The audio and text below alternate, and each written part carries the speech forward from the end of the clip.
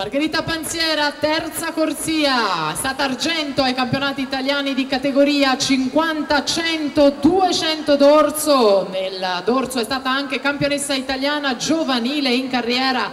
È una delle favorite in questa gara, naturalmente deve vedersela con qualcuno che, pur essendo stile liberista, ha un po' di esperienza in più. Al suo fianco Erika Ferraioli è la campionessa italiana assoluta dello stile libero, recente medaglia azzurra agli europei di Stettino con la staffetta 4x50 stile libero. Una Ferraioli che ha partecipato anche ai giochi olimpici di Pechino, è stata nona con la staffetta 4x100 stile e vanta 10 titoli italiani assoluti, naturalmente tutti nello stile libero. Panziera che non si lascia intimidire, perché questa è la sua gara, la sua specialità, in caccia di una bella prestazione fin dai turni di qualificazione.